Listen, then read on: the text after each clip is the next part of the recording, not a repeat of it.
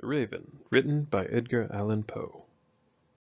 Once upon a midnight dreary, while I pondered, weak and weary, over many a quaint and curious volume of forgotten lore, while I nodded, nearly napping, suddenly there came a tapping, as of someone gently rapping at my chamber door. "'Tis some visitor," I muttered, "tapping at my chamber door. Only this, and nothing more." Distinctly I remember it was the bleak December, and each separate dying ember wrought its ghost upon the floor. Eagerly I wished the morrow, vainly I had sought to borrow from my book surcease of sorrow, sorrow for the lost Lenore, for the rare and radiant maiden whom the angels named Lenore, nameless here forevermore. And the silken sad uncertain rustling of each purple curtain thrilled me, filled me with fantastic terrors never felt before. So that now, to still the beating of my heart, I stood repeating, "'Tis some visitor entreating entrance at my chamber door, some late visitor entreating entrance at my chamber door. This is it, and nothing more." Presently my soul grew stronger, hesitating then no longer. "Sir," said I, "or madam, truly your forgiveness I implore. But the fact is I was napping, and so gently you came rapping, and so faintly you came tapping at my chamber door, that I scarce was sure I heard you. Here I opened wide the door. Darkness there, and nothing more." Deep into that darkness peering, long I stood there, wondering, fearing, doubting, dreaming dreams no mortal ever dared dream before. But the silence was unbroken, and the darkness gave no token. Only the only word there spoken was the whispered word, "Lenore." This I whispered, and an echo murmured back the word, "Lenore." Merely this, and nothing more. Back into the chamber turning, all my soul within me burning, soon I heard again a tapping somewhat louder than before.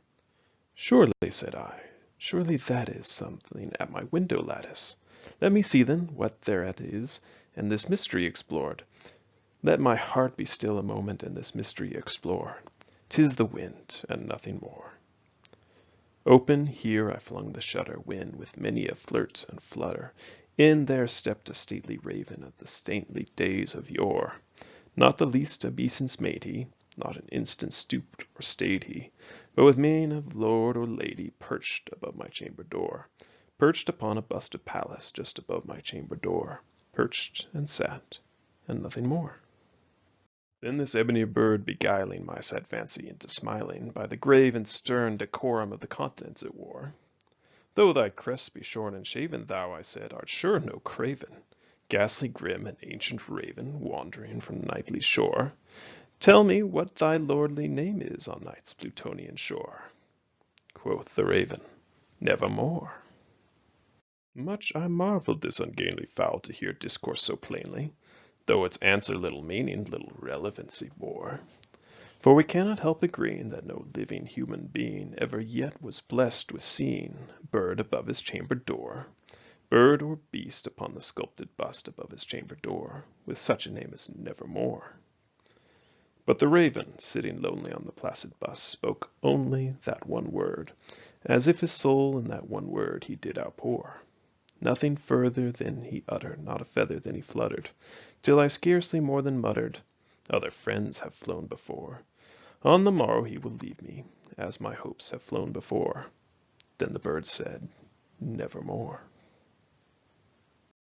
Startled at the stillness broken by a reply so aptly spoken, "Doubtless," said I, "what it utters is merely stock and store, caught from some unhappy master, who the unmerciful disaster followed fast and followed faster till his songs one burden bore, till the dirges of his hope and that melancholy burden bore, of never, nevermore." But the raven, still beguiling all my sad soul into smiling, straight I wheeled a cushioned seat in front of bird and bust and door. Then upon the velvet sinking, I betook myself to linking fancy unto fancy, thinking what this ominous bird of yore, what this grim, ungainly, ghastly, gaunt, and ominous bird of yore meant in croaking "Nevermore." This I sat engaging and guessing, but no syllable expressing to the fowl whose fiery eyes now burned into my bosom's core. This and more I sat divining, with my head at ease reclining on the cushion's velvet lining that the lamplight gloated o'er, but whose velvet violet lining, whose lamplight gloated over, she shall press, ah, nevermore.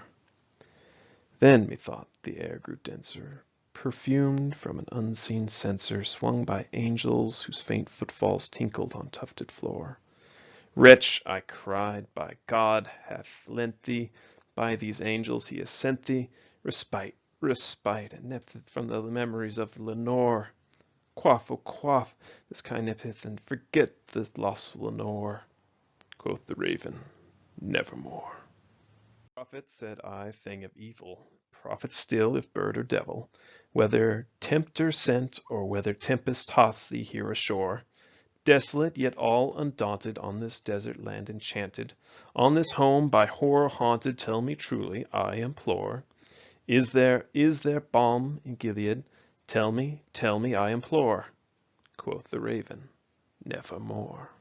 Prophet, said I, thing of evil, prophet still, if bird or devil, by that heaven that bends above us, by that God we both adore, tell this soul, with sorrow laden, within the distant Aidenn, it shall clasp a sainted maiden, whom the angels name Lenore, clasp a rare and radiant maiden, whom the angels name Lenore. Quoth the raven, nevermore. Be that word our sign of parting, bird or fiend, I shrieked, upstarting. Get thee back into the tempest and the night's Plutonian shore. Leave no black plume as token of that lie thy soul hath spoken. Leave my loneliness unbroken. Quit the bust above my door. Take thy beak from out my heart, and take thy form from off my door. Quoth the raven, nevermore. And the raven, never flitting, still is sitting on the pallid bust of Pallas just above my chamber door.